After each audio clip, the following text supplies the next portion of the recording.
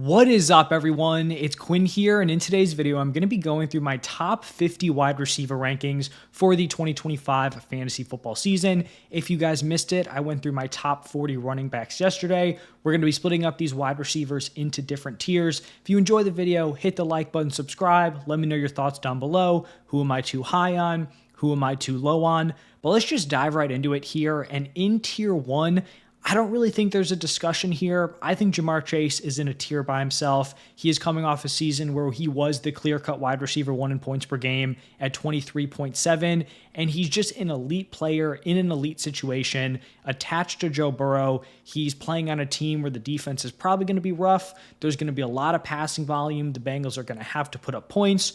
They're going to be in these shootouts, and Jamar Chase is obviously going to be the beneficiary of that. Then looking at tier two, I have three guys in this tier. I have CeeDee Lamb, Justin Jefferson, and Puka Nacua. I am going to start off this tier with CeeDee Lamb, coming off kind of an underwhelming 2024, 17.6 points per game. I do think he's going to have a bounce back with a healthy Dak Prescott. We've seen him hit that crazy high ceiling where he has averaged 23.7 points per game over a full year. And so, like I said, with Dak back, I do think he's going to bounce back to like those potential wide receiver one discussions. Then I have Justin Jefferson. I know a lot of people are going to have Jefferson as their wide receiver two. For me, I think he's a very safe pick. Obviously, from like a real life perspective, he's an elite talent, arguably the best wide receiver in the NFL, and he has been super consistent, at least 18 PPR points per game and a top 5 wide receiver in 4 straight seasons. I do think there are some questions on like what his true peak upside is, because you are going from Sam Darnold, who's, not some sort of elite top 5, top 10 quarterback, but racked up a lot of passing volume. You're now pivoting to essentially a first-year player, a first-year starter in JJ McCarthy. And so I'm not sure if there's just going to be like this insane amount of overall passing production, but Jefferson's still going to produce. Maybe he doesn't have like that Jamar Chase, even like a CeeDee Lamb level ceiling, but you're going to be getting really strong wide receiver one production. Then the last guy in this tier is going to be Puka Nacua, and I still think he gets a little bit underrated here. I think he is firmly in the mix with a CeeDee Lamb, with a Justin Jefferson. In his 9 healthy games last year, the dude averaged 21.8 points per game, with only scoring 3 touchdowns. So he did not hit in the touchdown department and still was like a 20 plus point per game guy when you take out the one game where he was injured and then the one game where he was ejected. Now, originally, I think I actually had him all the way up as my wide receiver 2 after the season ended. But once they added Devontae Adams, like bringing in legit target competition, I did drop him to wide receiver 4. It is just, a better complement than what Cooper Kupp was at this stage in his career. So maybe he's not just the complete dominant, clear-cut number one weapon, but I still think he's going to be a great fantasy option, and I do have him firmly in my top 4. Then moving into tier 3, I could see a lot of variance within this tier. My wide receiver 5 is going to be Nico Collins. He really looked like he was going to be in contention for wide receiver 1 overall through the first 4 or 5 games of the season. In the first 4 weeks, he was putting up 22.7 PPR points per game. Once he got back from that hamstring injury, was averaging 15 points per game. So still fine, but obviously not like that nuclear upside that you were getting, through the first few weeks. My main concern here with Nico Collins is just the offensive line. You need this unit to at least be competent enough to let CJ Stroud sit back there and, obviously hit his passes to a guy like Nico Collins, someone who can be a big play threat down the field. So that is my worry here, that the O-line is just going to be so rough, it lowers both the floor and the ceiling of this offense. But we know he's a super talented player. I would not be shocked if heading into next year, we're talking about Nico Collins as a potential top 3 wide receiver pick. My wide receiver 6 is going to be Nico Collins, coming off a monster rookie season. 18.2 points per game, was the wide receiver 7 in points per game, and led the entire NFL in target share. I guess he has a marginal upgrade at quarterback, whether it's Russell Wilson, Jameis Winston. I mean, if Winston plays, that would be a massive upgrade just in terms of volume. You also have Jackson Dart there as a rookie. So he still kind of has a gross quarterback room, but they're going to feed him targets. He's someone who can be a big play threat with the ball in his hands. And so even though the situation isn't great, I want to bet on the uber talented young player who was just a mid-tier wide receiver 1 in a terrible situation. That's just someone that I want to bank on heading into his year 2. At wide receiver 7, I'm going to go with Amon-Ra St. Brown. And I think compared to some of the other dudes I've talked about, very high floor, maybe doesn't have quite the same ceiling, but he has been the wide receiver 4 in points per game in back-to-back seasons. He has hit a 20-plus point per game season, but came in at 20.7. I don't know if he has much better than that in the tank. Ben Johnson is gone, which is not ideal, but we still know that Amon-Ra St. Brown is going to be a very solid fantasy wide receiver 1.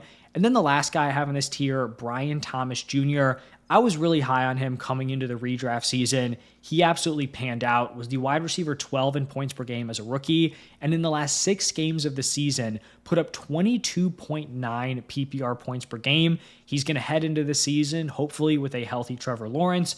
I'm very high on Liam Cohen and what he can kind of do to this entire Jaguars offense. They did add Travis Hunter, so some target competition. I am probably higher on Travis Hunter than consensus, but I think both these wide receivers can eat. Brian Thomas Jr. just coming off an insanely impressive rookie season, not someone I'm going to fade because they brought in another talented wide receiver. Now moving into tier 4, going to start off this tier with Drake London. He proved last year that he could be like this fringe wide receiver 1 option where he averaged 16.5 points per game. I'm confident that he's someone who can deliver like those back end wide receiver 1 fantasy seasons. I think it's still up in the air if he can be like an elite mid to high end wide receiver 1. Obviously, some of that is going to be dependent on Michael Penix and like what type of production he can hit in the NFL. So that is still kind of a question mark, but still feel good about Drake London in like this back end wide receiver 1 area. Then I have Ladd McConkey. He was the wide receiver 16 in points per game last year, similar to Brian Thomas Jr., not to the same extent, but really peaked towards the end of the year. In his last 7 games, averaged 18.7 points per game. He is still the clear number 1 weapon here for Justin Herbert. I do think we could potentially see this Chargers offense go a little bit more pass heavy. They were very reliant on the run despite not being super efficient there. They did make some upgrades to the weapons, like nothing insane, but you did bring in Trey Harris. So like they're a little bit better in terms of their pass catchers. You have one of the best quarterbacks in the league. I think we could see some more passing volume. Then at number 11, I have A.J. Brown. I've talked about this before. Like talent-wise, he would be ranked much higher. He is just kind of capped with his ceiling here with the Eagles. Like he's maxed out at 17.6 PPR points per game. You feel very confident that he is going to be a back-end wide receiver 1, but you just don't feel great in this like lower volume passing attack. There's not going to be a ton of overall touchdown upside for the receivers. Like you don't feel great about him breaking into like top 5, top 3 potential finish. And ideally, if you're drafting someone in this range, they would kind of have that upside. So I do think like London, Ladd maybe have better shots at that. But A.J. Brown, obviously still an elite talent on a very good offense. You're not going to be bummed out if you pick A.J. Brown.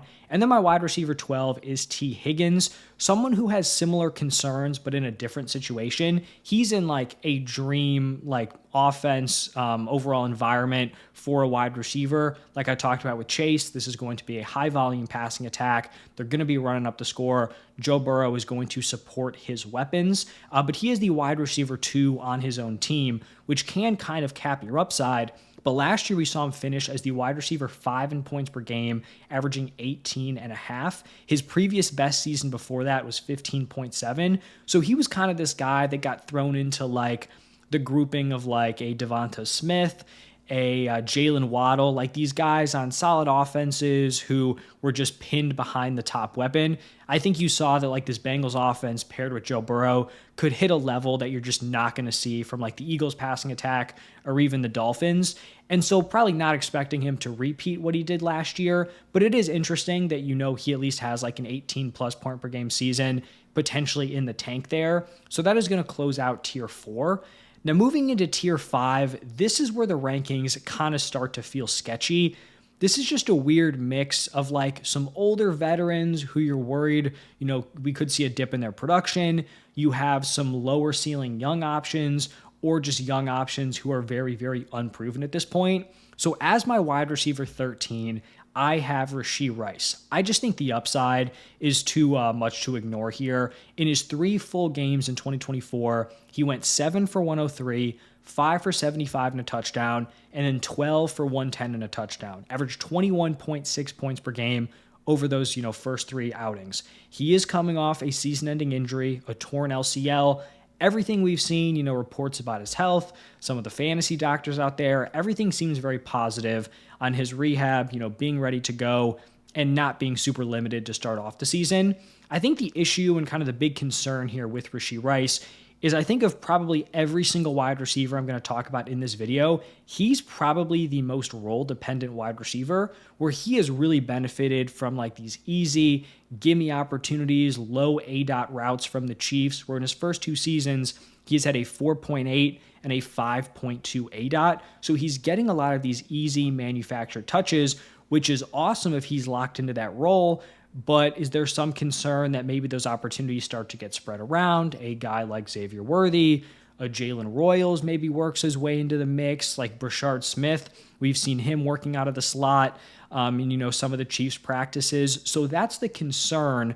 But the upside is clearly there. Like if he just steps into the same role he had last year, he will be an absolute smash pick here as the wide receiver 13. Then at wide receiver 14, I have Tyreek Hill.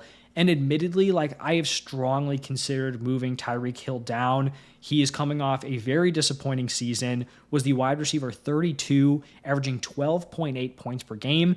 He was a little bit better in the healthy Tua games, averaging 14.9, but still a big dip from what we had seen and still overall underwhelming numbers where he was drafted as an early to mid first round pick last year. There are some positives here. Jonnu Smith is gone. You're hoping he's not going to be playing through the wrist injury that he was dealing with last year. But the issue is he's 31 years old, and you can blame Tua's injury. You can blame the wrist injury, but you can't ignore the fact that he is an aging wide receiver who's very reliant on his athleticism. And if you were just going to make a blanket statement and say you're just going to fade these veteran kind of older wide receivers coming off a dip in production, you're going to be right more often than you're wrong. And so I understand the risks. It's just kind of this weird spot where we're looking at a lot of the other guys in this tier, and you have guys that are kind of in a similar boat in terms of their age, potential fall off risk, or you have younger guys where you're not really scared that their ceiling is going to be so massive that you're scared to miss out on them. So that's why I've Hill at 14. If you're lower, I get it, but this is where he is going to slot in. Then at wide receiver 15, I'm going to go with Garrett Wilson. And he was actually someone we're kind of coming into the offseason, seeing how things had played out. He is someone who I thought I'd be very, very out on for fantasy. It seems like over the last couple of years, he's definitely been pushed up draft boards. I've been interested in drafting him, right? You had 2 years ago, it was all right, he's getting Aaron Rodgers. Then Rodgers got hurt, had a whatever season. All right, Aaron Rodgers is healthy now. This is going to be the year. And it just hasn't panned out. And he has not been able to overcome these kind of rougher offensive situations. He's still putting up decent production, 3 straight 1,000-yard seasons, but he has yet to hit 15 points per game in a full year. And he has gone out there and commanded volume, but he is just maxed out as the wide receiver 18 in points per game. And so then you look at his situation heading into 2025. He is a mobile quarterback who's not an elite passing option. This is likely going to be a bottom 10 offense. And so it's all right, he hasn't really been able to produce in some of these other tough situations. When I say not able to produce, not to the level that's really giving you game-changing fantasy value. But I do think you can make the case this is a quarterback upgrade from his first 2 seasons in the NFL, where it was just the merry-go-round of awful quarterback play that he was getting, I guess kind of anchored by Zach Wilson. He is going to be the clear-cut number 1 target here. You don't have Devontae Adams coming in with all that built-in history with Aaron Rodgers. I think they're going to use him more creatively than they did last year, move him around, get him some manufactured touches. I think this passing attack is going to be built around Garrett Wilson. And then you do have the fact that Justin Fields did support DJ Moore to his best fantasy season. He was the wide receiver 9 in points per game. And so I'm starting to come around on Garrett Wilson here. Like I said, this entire tier feels kind of sketchy. It feels a little bit gross, but I can kind of picture the potential upside here for Garrett Wilson. A player that I've moved down a few spots is going to be JSN. He did break out over the second half of last season. In his last 9 games, he averaged 18.2 points per game. The issue is that he hasn't really popped yet in terms of his efficiency, and I do think the offense, overall around him, has gotten worse. I think Geno Smith is a better quarterback than Sam Darnold. I think the addition of Cooper Kupp is just kind of a clunky fit in this offense. Like, I think they're going to move both these guys around, but Cooper Kupp, especially at this point in his career, like, if you want him to be productive, which it seems like they do because, they brought him in, paid him, he's kind of going to need to play out of the slot, and that's where you want JSN racking a lot of volume. And so, like, you see the second half breakout last year, you see that he's a talented player. It's just the situation is kind of odd. And even if the situation was better, he still doesn't strike me as like a super high upside player. So wide receiver 16, I feel like, is a fair spot. A wide receiver 17, going to go with Mike Evans. He has been the wide receiver 10 in points per game in 3 of the last 4 seasons, put up 17.2 points per game last year. That was his best fantasy season since 2019, and he has averaged at least 15 points per game for 7 straight years. The issue is that he is kind of getting up there in age at 32 years old. That fall off could really happen at any point, and it could be very steep. So that is why I have him ranked kind of lower than where he's been consistently producing. But I still think this is a fine pick. Like, if he doesn't fall off, it's going to be a win. If he does start to dip, you're just hoping it's not like a complete tanking of his production. And then I have another veteran behind him in Devontae Adams, averaged 17.2 points per game last year, was the wide receiver 9. He is also 32 years old, but still looks like he's playing at a high level, just like Mike Evans. He is also in a very good situation. Matthew Stafford at quarterback. Sean McVay's the head coach. They felt confident enough to bring him in, pay him, and then he is going to be playing with another great wide receiver in Puka. So as long as he doesn't fall off in his ability, I still think he is going to be a really strong fantasy option. Then I'm going to go with Marvin Harrison Jr., probably a little bit lower on him than consensus, coming off a disappointing year 1. I think it looks worse when you compare him to some of the other rookies because Malik Neighbors was amazing. Brian Thomas Jr. was amazing. Ladd McConkey had a great season. And Marv was someone that you thought would have the best production because it was like him or Neighbors for best prospect. He had on paper the much better looking landing spot, but like 62 receptions for 885 yards, 8 touchdowns.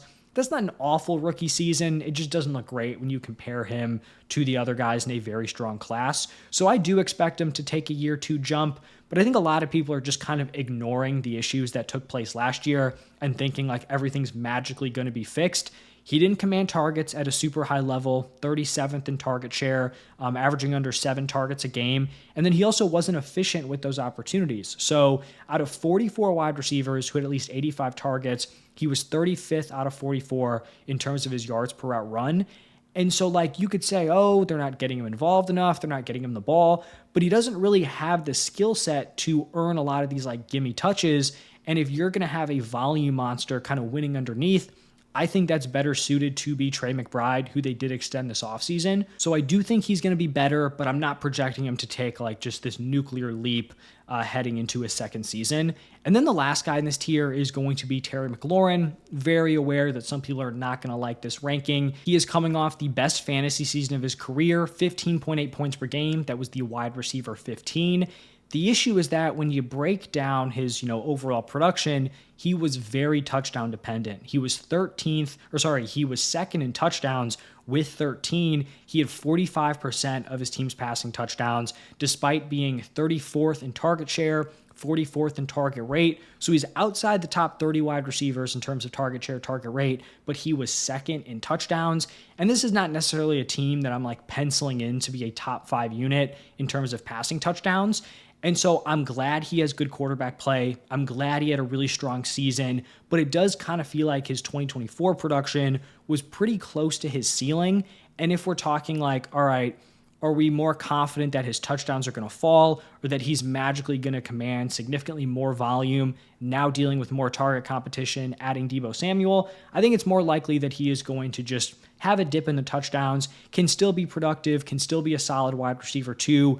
But I don't think he's in consideration, in my opinion, to be ranked as like top 12 or even like a higher end wide receiver 2, because he just was the wide receiver 15 in a year where you did have some underperforming players, some injuries, scored 13 touchdowns, and still couldn't crack the top 12. Now moving into tier 6, going to start off with Teteroa McMillan. He goes 8th overall to the Panthers We did see Bryce Young kind of take a leap in the second half of the season, got benched early on. Once he got back in there, was playing at a much higher level. Now he gets like a true number one weapon, or at least someone who they believe can be a number one wide receiver for him. And then we have seen these young wide receivers can come in, they can be productive right away, and they can be league winners. So maybe he doesn't score the same overall amount of fantasy points as some of the veterans ranked behind him, but he has the upside to really score when it matters, like we saw with a Ladd McConkey, a Brian Thomas Jr. I know it was year 2, but a guy like JSN, where they can kind of be that late season hammer that carries you to the title. At number 22, I have Xavier Worthy. I think he's a super high variance player heading into this season. He was pretty unproductive early on in the season with Rashee Rice. I know he had the big, I think it was week 1, where he scored like the 2 touchdowns, but in terms of actually commanding volume, it wasn't great. He had 11 total targets in the 3 games with Rashee Rice. Did start to put it together later on in the season, was targeted 31 times in the last 3 regular season games, 21 times in their 3 playoff games. And I think you can see the upside where if he's mixing in for some of those manufactured touches, he's going to have touchdown upside on this offense. You're hoping the deep ball can come along for this unit. Like Mahomes was super inefficient last year throwing downfield. You had like a combination of problems where Worthy had some drop issues near the sideline. Mahomes would miss them when it was in the middle of the field.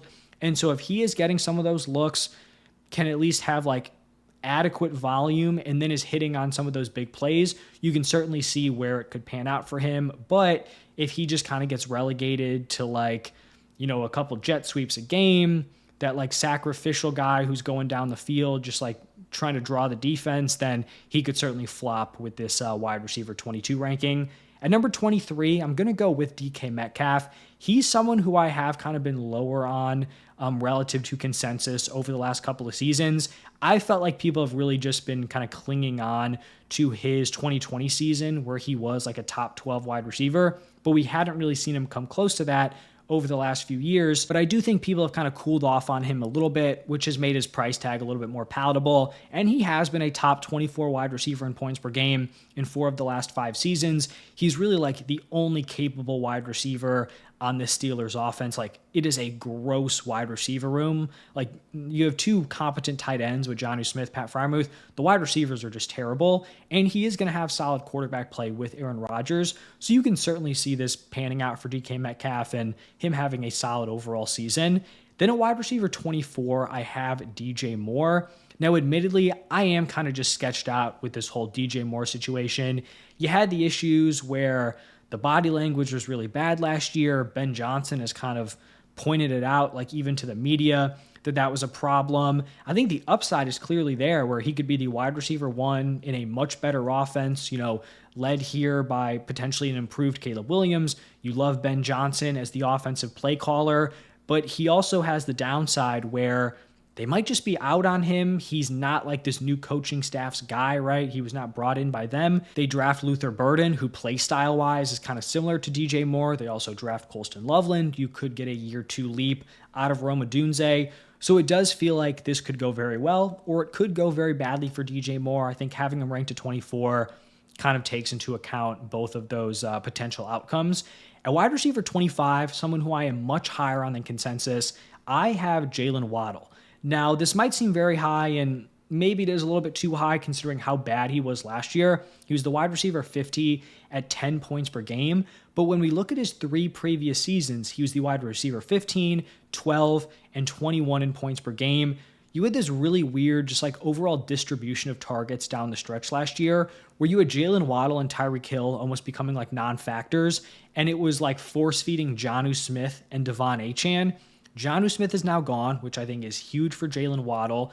You have Tyreek Hill, who's aging, coming off a disappointing fantasy season. And before 2024, Waddle was kind of viewed as this player, like I talked about with T. Higgins, where he was like a Devonta Smith type, where it's like, all right, you can be a solid wide receiver 2, high floor player. Little did we know he would just flop in 2024. But like that was the overall thought process. Not going to have a crazy high ceiling, you know, barring an injury to that wide receiver 1.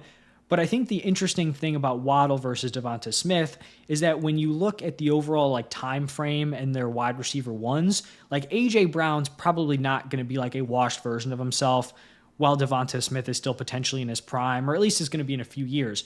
We're in a position right now where if Tyreek Hill is starting to slip, falling off, we could see Jalen Waddle step up and potentially emerge here as the wide receiver one. And so I do think if he's healthy with Jonnu Smith gone, I'm still pretty confident in his floor. That might be dumb to say after last year, but I still think he can be a pretty high floor option. But I think you have the upside now where if Tyreek Hill's taking that dip, then Jalen Waddle could emerge here as a really fun fantasy option.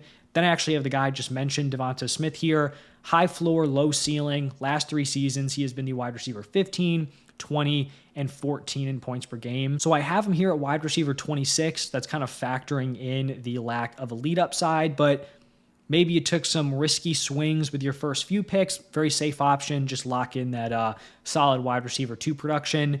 Then I have much more of a risky option at wide receiver 27 with Travis Hunter. Now, obviously, this is a super unique situation. People are going to have their hot takes in either direction. This really comes down to me being a believer in the talent of Travis Hunter, a believer in Liam Cohen and what he can do with this Jaguars offense.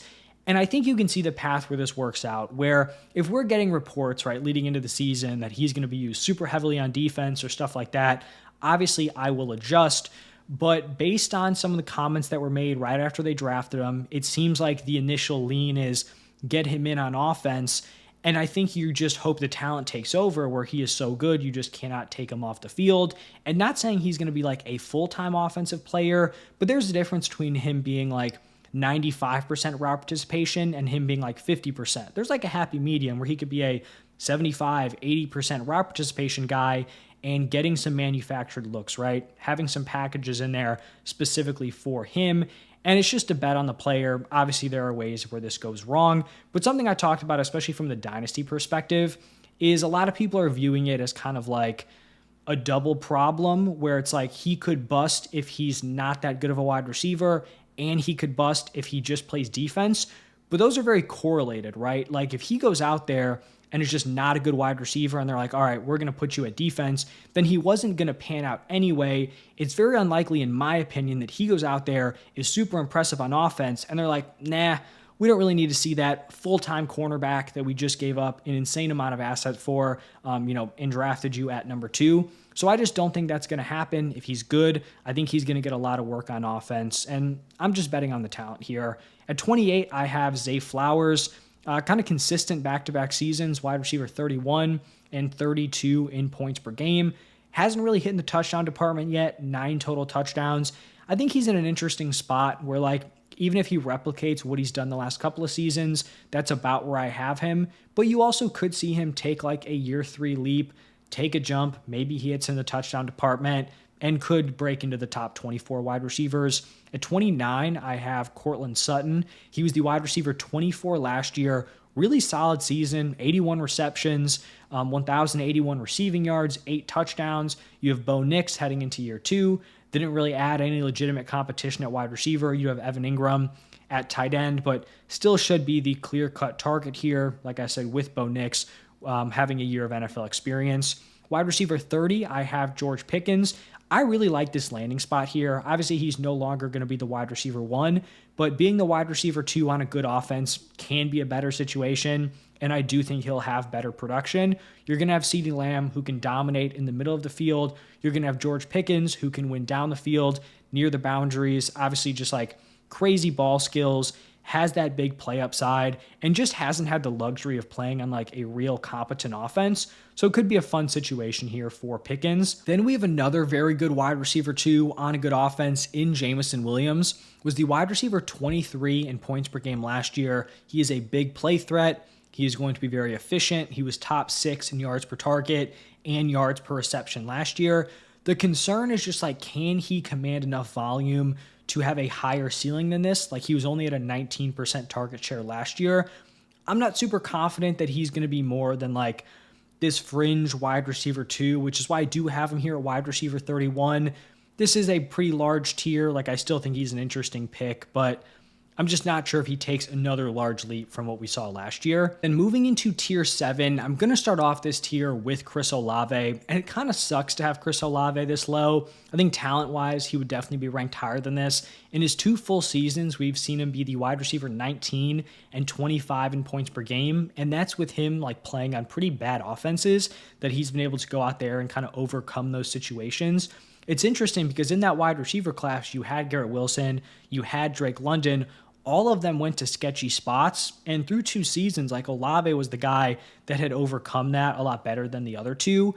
But now he's had the concussion concerns. Like that is a real issue where he gets another concussion and you don't even know if he's going to be back playing. And then this is also probably just going to be a bad offense. Like Vegas projects them to be bottom 2 in points scored. Not great. Believer in the talent. Still think he can be a solid wide receiver 3, but tough to see a lot of upside unless Tyler Shuck just comes in and completely balls out, which I'm not necessarily wanting to bank on. Then at wide receiver 33, I have Jacoby Myers. Now, I am higher than consensus on Jacoby Myers, and I still might be too low. He has quietly just been like one of the most consistent, high floor options in fantasy football. He has been a top 36 wide receiver in points per game for 4 straight years. He has been a top 24 wide receiver in back-to-back seasons, and he is coming off the best fantasy season of his career, 14.5 points per game, 87 receptions for over 1,000 receiving yards, only scored 4 touchdowns, but now he gets a major quarterback upgrade going from, Gardner Minshew, Aiden O'Connell to playing with Geno Smith. Does have some increased competition with like Jack Besh coming in, but with what we've seen so far, seems like Jacoby Myers, his spot is pretty much locked in here. And so he was just the wide receiver 20, better quarterback. I have him at wide receiver 33. I'm considering just like bumping him up right now. I'll have him here right now, but you can certainly see the upside. I think the issue is maybe he lacks like that true elite ceiling. But then when you compare him to some of the guys that I have in a lower tier, like a George Pickens, a Jameson Williams, like maybe he's not as explosive as those guys, but in terms of like expected production, he's probably in that range. I'm willing to move him up later on, but I will just sit on that wide receiver 33 spot. Then at 34, I have Rome Odunze coming off kind of a rough rookie season. Honestly, a very rough rookie season. 8.5 PPR points per game. It's tough to kind of flesh out like how much of that was his fault, him not playing well, how much of it was the Bears offense just being like a total dumpster fire. I think it's clear he has the real opportunity to have a nice breakout here in year 2, Ben Johnson coming in, but it's also not like there are a ton of indicators that are like, oh yeah, this is a year 2 guy I really want to bank on here. So you're just kind of leaning back on the fact that he was a very highly regarded prospect, a top 10 pick. You're hoping Caleb Williams, has a nice year 2, and then Ben Johnson can kind of unlock everything here. I think it's a fine bet drafting him as like a back-end wide receiver 3. Then I'm going to go with Calvin Ridley, coming off back-to-back 1,000-yard seasons. He's been the wide receiver 27 and 36 in points per game. I do think he's getting a quarterback upgrade with Cam Ward, but this is likely still going to be a bottom-tier offense. And so, yeah, he can be a solid wide receiver 3 for you. Not sure like what the peak ceiling is, barring Cam Ward having like a CJ Stroud-esque rookie year, which is not something I'm going to be betting on. Then at wide receiver 36, I have Jerry Jeudy. Super weird situation, weird guy to break down. Really impressive season last year, 90 receptions, over 1,200 receiving yards, 4 touchdowns. It's just that the splits with and without Jameis Winston were so extreme. In 7 games with Jameis, he was averaging 21.1 points per game. Without him, he was all the way down at 9.3. This quarterback room is so disgusting looking. Joe Flacco, Kenny Pickett, Shadur Sanders, Dylan Gabriel, no clue who wins out. I imagine he's going to be catching passes from like at least 2 or 3 of these dudes throughout the season. So proven he's talented, has had a couple of wide receiver 2 seasons, but obviously the offensive situation is less than ideal. Wide receiver 37, I have Jawan Jennings coming off kind of an out-of-nowhere breakout in 2024, was the wide receiver 25 in points per game. This 49ers wide receiver room is kind of up in the air. Brandon Ayuk isn't going to be ready week 1, coming off a season-ending injury. Ricky Pearsall had like a later season breakout, like last couple of week breakout, but he's still like relatively unknown. So as of right now, would view Juwan Jennings as the best bet here at wide receiver. Then I have Chris Godwin. Obviously, injury, coming off of that season-ending ankle injury, that does play a big factor here. In his 7 games last year, the dude was the wide receiver 2 in points per game. So, he looked like he was going to be on his way to being a league winner. Then, of course, it all comes crashing down. I think the concern here, first off, is just he's not going to be the same guy, or just not the same guy early on or in his first year back. But you also had the Bucks go out and add Emeka Egbuka, who I'm very high on. I think he can be productive right away. And so now you have a pretty crowded wide receiver room, and you're just not really sure what version of Chris Godwin you're going to be getting. Now, moving into tier 8, I think this is the final tier here. We will start off with Khalil Shakir. He's a pretty high floor, low ceiling guy, was the wide receiver 33 in points per game last year, 12th highest target rate. He is probably going to be Josh Allen's number 1 target once again. There's just very, very limited upside here with Shakir. Then I have Josh Downs. I am very high on Josh Downs. I think I'm going to have, a lot of him in fantasy this year. He was the wide receiver 28 in points per game last year. He commands volume at a very high level, 6th highest target rate, 19th in target share. You have Daniel Jones, potentially being the favorite to start this season, which I think is going to be better for this overall passing attack. Now, heading into 2025, I do think he's going to have more target competition. You have Michael Pittman, who could be a lot healthier. They had Tyler Warren at the tight end position, but this is just me being a believer in the talent of Josh Downs. And if I'm drafting him as a wide receiver 4, very willing to pay up to get him here. Then I have Jordan Addison. Now, when you look at his first 2 seasons, wide receiver 30 and 22 in points per game, it seems crazy to have a young, talented wide receiver this low.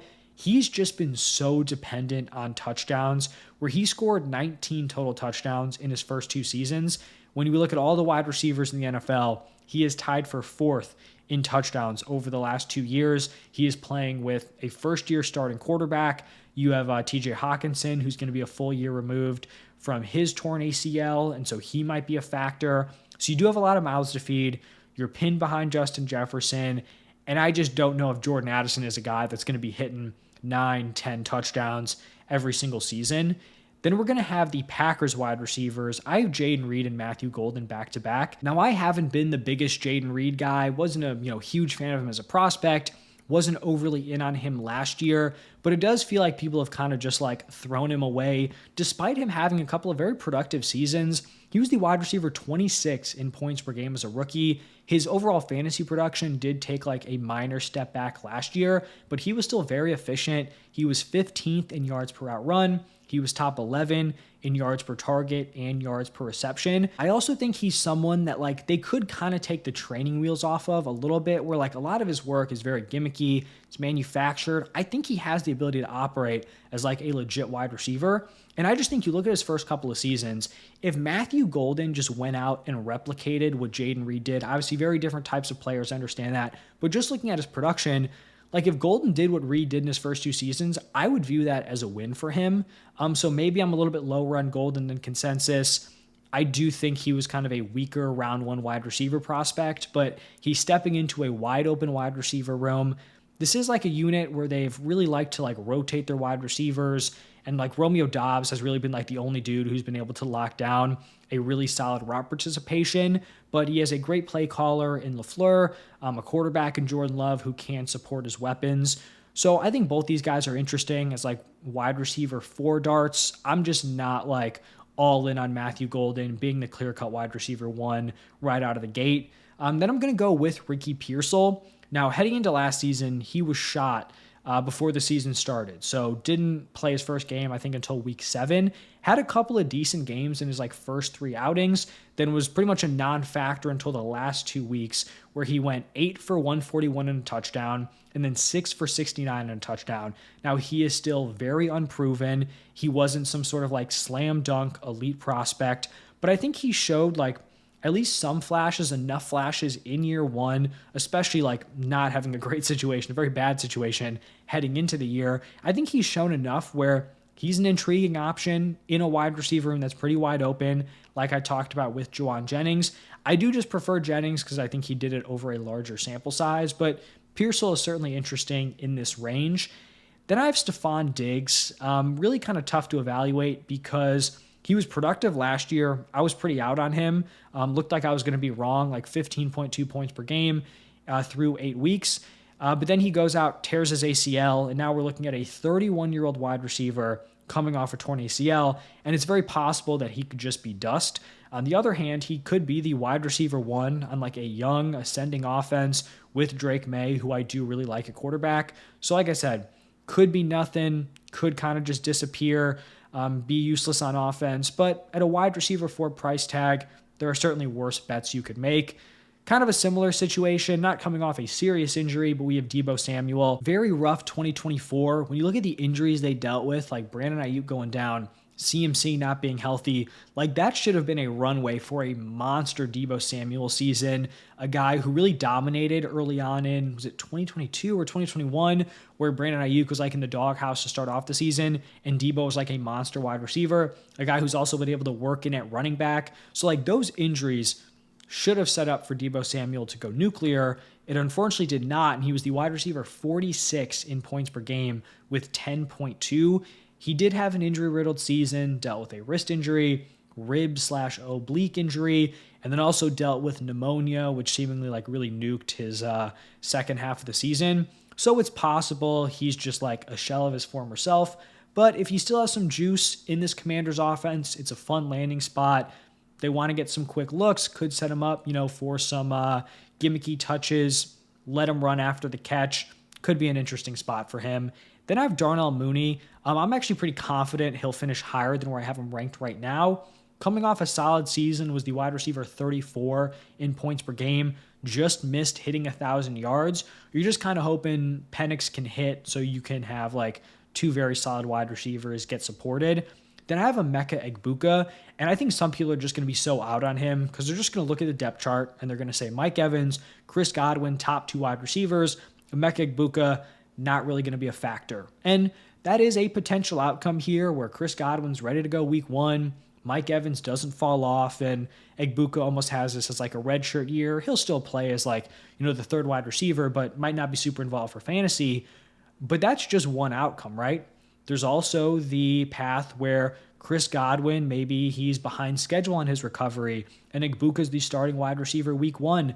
Maybe Mike Evans gets banged up. Maybe Mike Evans isn't the same player. You also have the outcome where maybe Egbuka is just so good, he's undeniable, and he just works his way into the offense. Typically, if you have a player who's talented and performing well, they're going to find a way to get onto the field. I'm a believer in Emeka Egbuka. I know it's a crowded wide receiver room, but I still think he has some upside heading into this season. Then I have Michael Pittman. I believe this is my wide receiver 49. He was the wide receiver 44 in points per game last year. To be honest, when we're getting into this range of the rankings, like a lot of these dudes feel low. Like you're looking at, a Diggs, a Deebo, guys who have been wide receiver 1s, all of a sudden they're wide receiver 4s. And you look at a guy like Pittman who had like a bad year, and I'm ranking him below where he was last year. But obviously you have like guys banged up, injuries, all that stuff who don't really count in here. But Pittman was playing through, I believe, like a pretty serious back injury. I remember there being a report last year where it was like the Colts are seriously considering like shutting Michael Pittman down, putting him on IR, like so he can, fix this back. And then it just didn't happen, and he just continued to play and not play at a very high level. But you look at his previous 3 seasons, he was a top 22 wide receiver in points per game for 3 straight years. So he certainly could bounce back. I do prefer to bet on like the younger option in Josh Downs. Back injuries, obviously not great, especially in the NFL. So he could bounce back, but, kind of a tough situation. And then we'll wrap it up here with Luther Burden. Now, kind of similar to Egbuka, he's obviously entering a very crowded offense. You have DJ Moore, Rome Odunze, you have Colston Loveland, you have Cole Kmet. And so it's possible that he's just behind all these very good weapons and isn't super involved in year 1. But I did talk about some of the concerns with Deebo Samuel. Luther Burden, kind of a similar skill set. What if Luther Burden's just that guy and he is the new coaching staff's, guy that they brought in, someone that they selected in the draft, and he works his way into this offense? Plus you have injury upside where someone goes down. Luther Burden could step up. Just a prospect who I like. I think is talented, going to an interesting landing spot. and you're just kind of hoping things kind of open up for him. But that is going to wrap it up for my top 50. If you guys enjoyed the video, hit the like button, subscribe. Let me know your thoughts. Who do you have higher? Who do you have lower? But thank you all for stopping by, and I'll see you in the next one.